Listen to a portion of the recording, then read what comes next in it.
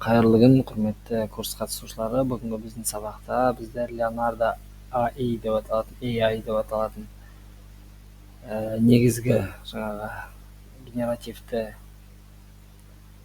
фото өңдегіш немесе жаңа суреттерді өңдеуге арналған генеративті құралмен танысатын боламыз, нейрожелімен. Енді бұл жерде біздер Leonardoға кірдік. Жұмысты бастау немесе мінде көп жағдайларда енді сіздерде ағылшын тілінде тұрады. Сол себептен бізде оригиналмен жұмыс жасайық. Қазір ағылшын тілдерін немесе мына жерден тілді ауыстырсаңыздар болады. Яғни жұмысты бастау бұл жерде жаңағы сізде мынадай терезе шығады, басты бет, және сіздерде күніне жаңағы лимит 150 мынадай жаңағы монета береді. Осы 150 монета суреттердің жаңағы сіз сұрап отырған запросқа байланысты қандай да бір жаңағы өзінің өлшемі бар. Сол өлшемдер бойынша сізден күніне жаңағы 150 монета беріп, сол біткенше тек жұмыс жасай аласыз. Яғни лимиттіңіз тек қана 150 монетаға дейінгі аралықта болады. Енді бізде негізгі функциялары сіздер көбінесе мынандай суреттерді іздеу үшін немесе жаңа салу үшін біздер промпттар жаздық. Бірақ промптты жазу үшін JetIMG немесе тағы да Leonardo, олардан бөлекте көптеген жаңағы графикалық редакторлар бар, графикалық нейрожелілер бар генерациялайтын. Осы нейрожелілерде сіздер жаңағы суретті генерацияласаңыздар болады.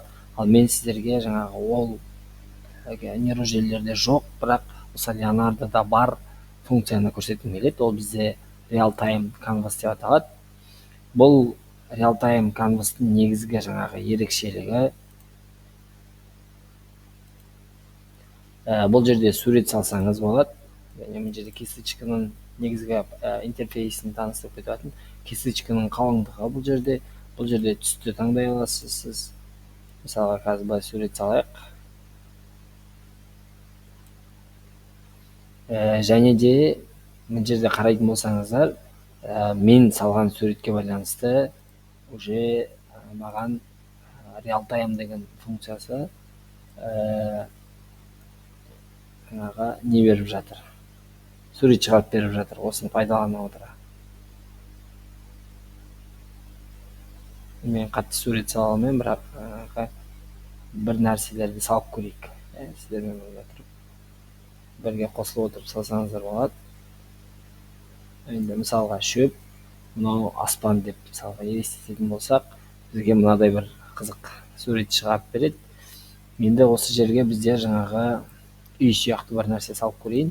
Бұл енді мына балалардың фантазиясына, яғни біздің фантазиямыз басқаша, айтып өтеміз ғой, балалардың фантазиясы басқаша, ойлау қабілеттері ерекше деп, сондай жаңағы ерекше идеяларды туындау үшін және де жаңағы өзіңіздің қиялыңызға ерік беріп жұмыс жасау үшін өте керемет нейрожелінің функциясы деп ойлаймын.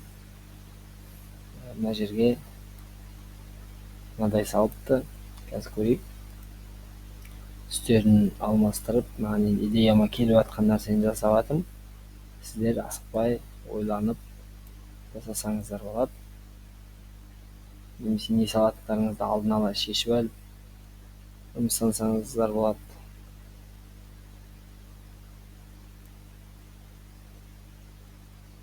Міне көріп отырсыздар, мына жерде жаңағы белгісіз бір объектіні салды, одан кейін артынан үлкен мына жерде жаңағы өзінің фантазиясына ерік беріп таңдау керек деп тұр мына жерде.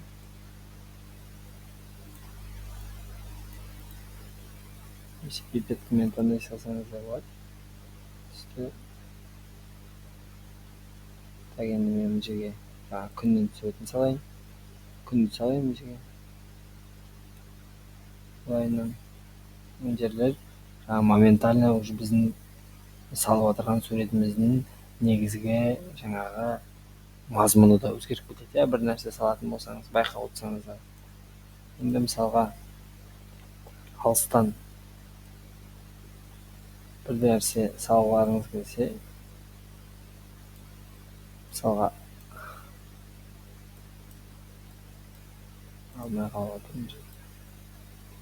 Қанықтылығын алып тастаса алмай қалады екен. Өте кішкентайға қояйық.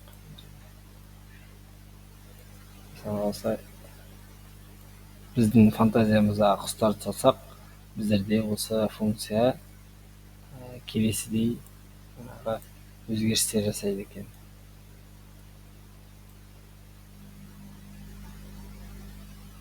Бұл әрине оқу процесінде балдардың қиял жігеріне немесе өзіңіздің сабаққа қызықты, әлемде жоқ, еш жерде жоқ суреттерді өзіңіз генерациялауға мүмкіндік береді.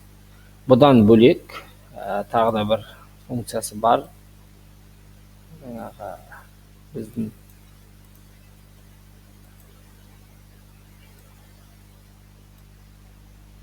неміздің қазір мен түгел суретті кетіріп тастаймын.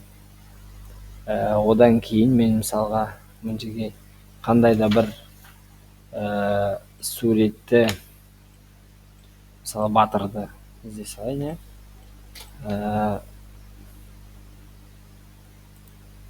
Батырды алып көрейін. Рыцарь дедім енді. Білеміз біздер рыцарды бір суретін өзімізге сақтап алайық. Және осы суретте біздер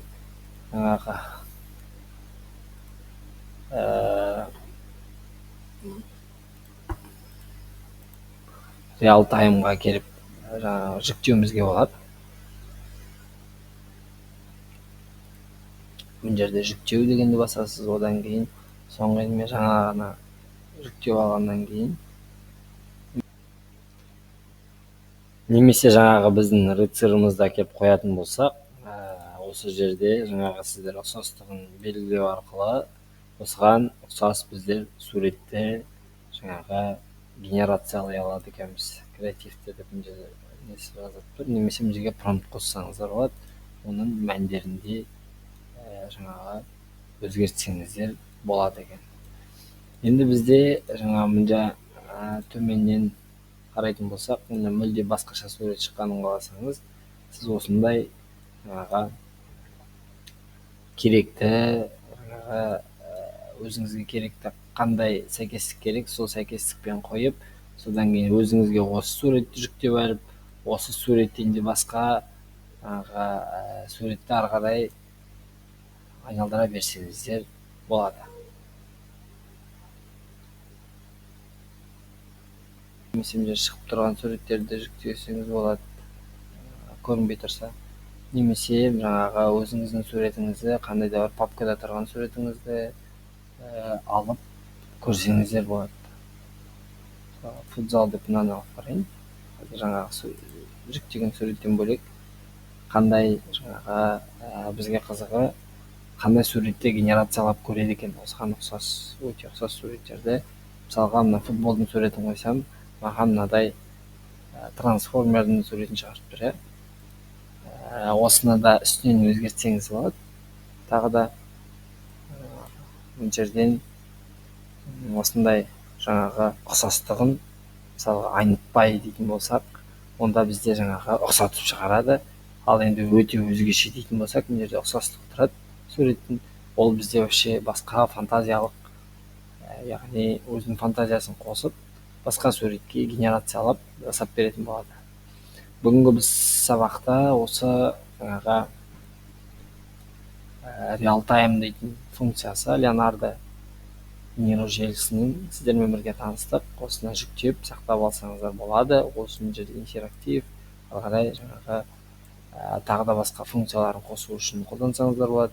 Немесе осыны мына output батырмасын басу арқылы алмастырсаңыз болады. Яғни осыны аламын деп, сосын осыны да ары қарай генерацияласаңыз болады.